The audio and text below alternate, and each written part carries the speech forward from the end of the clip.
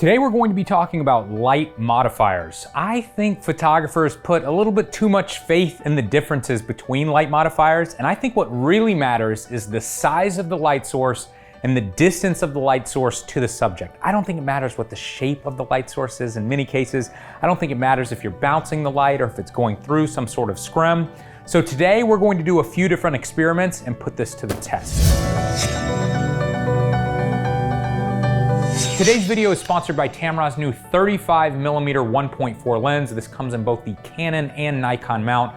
I've used the 1.8 version of this lens that has vibration compensation. We made a video about that a few months ago. This lens is even faster at 1.4. If you're looking for those super low light photos, or if you want to get that really nice shallow depth of field shooting at a 35mm range, definitely check this lens out. Now, I have not yet gotten to test out this lens. It's not out yet, but we've been using Tamron lenses for years now. In many cases, we actually like the build quality and the image quality out of the Tamron versions of the lenses much better than the far more expensive Nikon versions that we were used to.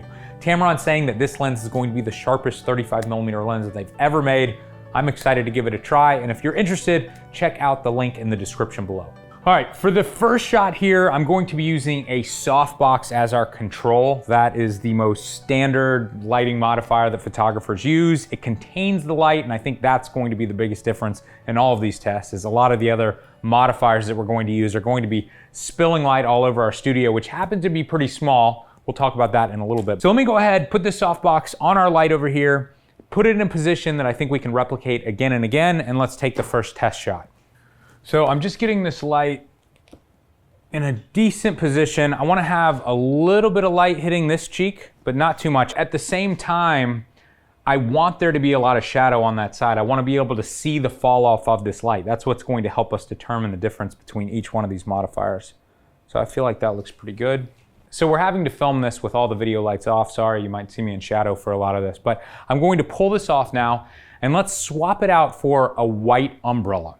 Now keep in mind that if we had a silver umbrella, we'd have a tendency to create a hot spot in the middle of the umbrella. Then it would be a little bit softer on the edges. I'm choosing a white umbrella because I think that's going to be a little bit closer to the look of a softbox. But then again, it's not a square shape, it's going to be a circular shape. I don't know that you're really going to be able to tell that much of a difference on David's face. Let's find out. Now keep in mind, as I pull this in or push it out, I'm changing how hot the center of this umbrella will be. But I don't want to go so far out that now I'm spilling light out of the edges of this. So right around there should be okay. Now I think a lot of beginner photographers start with an umbrella because it's cheaper. It's much cheaper than a softbox. But then they move over to softboxes because they look a lot more professional. But I gotta be honest with you, I don't know that there's that big of a difference in the image quality. Now, one thing that I'm noticing is that this is much brighter than our softbox because the softbox has 2 layers of diffusion that it has to go through. So I'm going to compensate here on the camera. It appears to be about 1 stop more of light. Now, when you compare the softbox with the umbrella, I feel like we're getting pretty close here. I will admit, we're getting a little bit more spill out of the sides of the umbrella. We're also getting a little bit of spill right off the bulb itself that's coming past the edge of the umbrella. This is bouncing around the room a little bit more, and because we're in a studio with white walls, that is opening up the shadows just a little bit. Keep in mind that if we were in a huge building or we were outside, the spill really wouldn't have any effect whatsoever because it wouldn't be bouncing off of anything and reflecting back on our subject. But I think that we've proven that these 2 modifiers that are very different in shape and size and price can get very similar looking images. Let's go one step further. The next modifier that I'm going to use is a scrim. It's just a reflector frame with a transparent piece of fabric on it. We can fire light through this to create a larger light source than a direct light. Let's see what this looks like.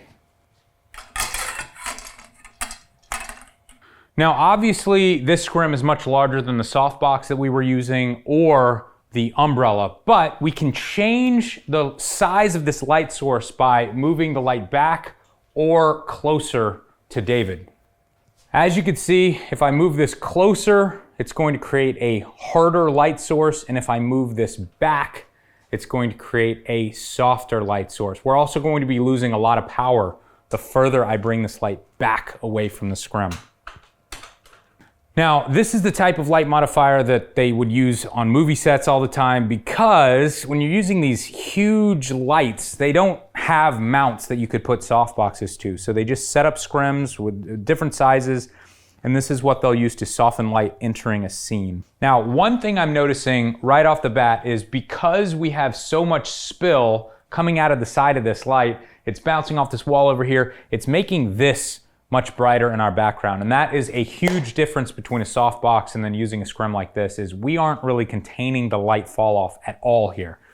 So if you look at David's face here, I think once again, we're pretty close. We have soft light coming from a similar direction. The distance of the light source to David's face is similar, so the fall off is very similar as well. I think this looks pretty close to the other modifiers that we've used. But let's say you don't own any modifiers. What can you do? Let's try to bounce it.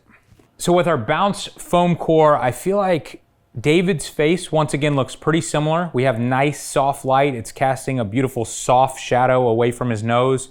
Now, if you look at all four of these shots side by side, these look very, very similar. Of course, if you zoom in a bunch, you will be able to see slight differences. For instance, if we're using a light source that has a hot spot, for instance, like this foam core here, where it's brighter right in the middle where it's bouncing off, you might be able to see slightly more harsh reflection off of David's skin, but no normal person would ever be able to guess what type of light modifier you're using when you look at any of these images by themselves.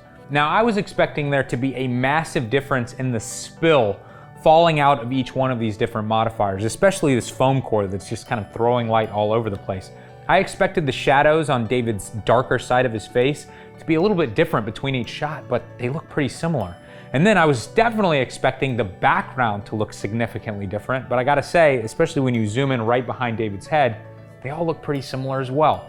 So I think this just goes to show you that the modifier may not be as important. I think the magic is actually happening with the size of the light source and the distance of the light source to the subject. If you can recreate that with a piece of white foam core or with a really expensive ProPhoto softbox, you can get images that look almost exactly the same. If you'd like more content just like this, head over to fstoppers.com. And if you'd like to learn from many of the best photographers in the world, head over to fstoppers.com/store to check out our full-length photography tutorials.